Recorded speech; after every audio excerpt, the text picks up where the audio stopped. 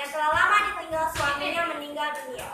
Seluruh harta kekayaan milik sang suami adalah milik Bagenda Endit. Warga di desa tersebut menyebutnya dengan nama Bagenda Endit yang artinya orang kaya yang pelit. Dia juga mewarisi seluruh pekerjaan sang suami, yaitu sebagai rentenir di desa tersebut. Apabila rata-rata seluruh sawah di desa tersebut adalah milik Situ Bagendit.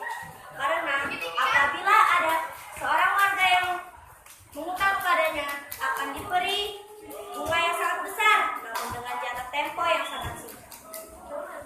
Alkisah pada suatu hari, ketika Situ Bagendit sedang menghitung-hitung emasnya dan juga berliannya, ada seorang ibu tua meminta makanan sedikit untuk dia dan anaknya.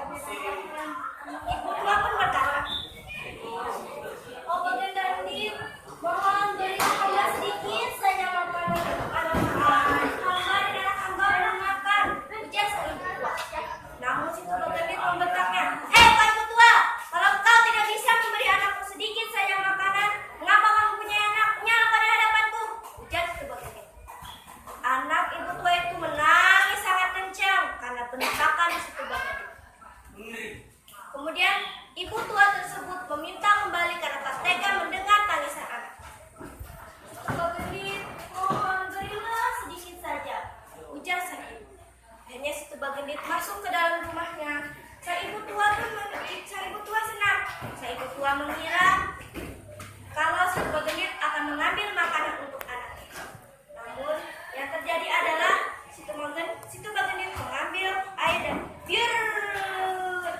sang anak menangis sejadi-jadinya karena kedinginan oleh air yang disiram oleh Situ. Sang ibu pun menyekat tubuh sang anak karena terkena air tersebut. Situ Bagendit pun berkata, "Hei ibu tua, aku sudah muak melihat raut wajah kalian berdua dan juga tangisan bayimu itu. Pergilah kalian di hadapanku," ujar. Beberapa sang ibu tua pun meninggalkan pekarangan rumah Situ Bagendit dan Bagenda Endit akhirnya masuk ke dalam. Beberapa hari kemudian, ada beberapa warga yang mengunjungi pekarangan rumah Bagenda Endit karena mereka ingin meminta air sumur Bagenda Endit yang terkenal sangat bersih dan juga banyak. Sebenarnya ada sungai di desa tersebut, tapi sangat jauh dari desanya. Ada seorang warga yang berteriak, Bagenda Endit, tolong berilah kami sedikit saja air.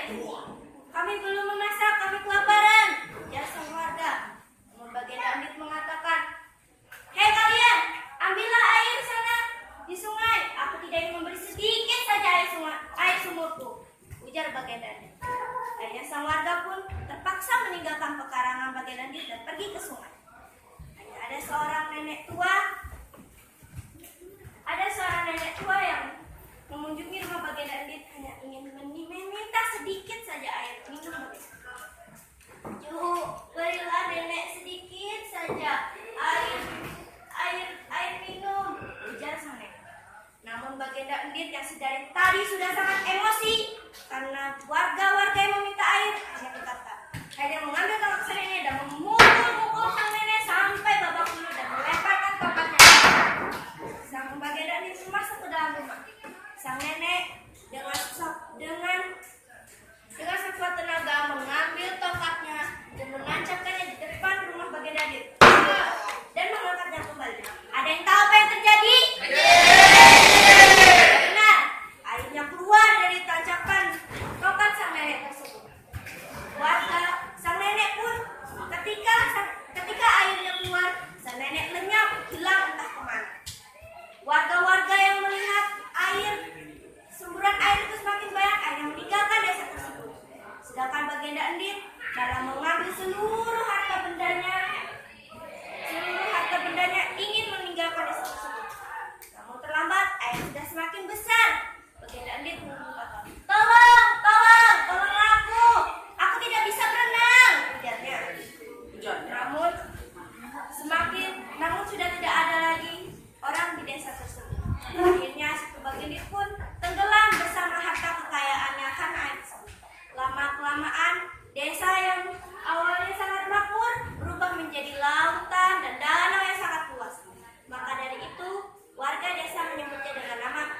bagian dit.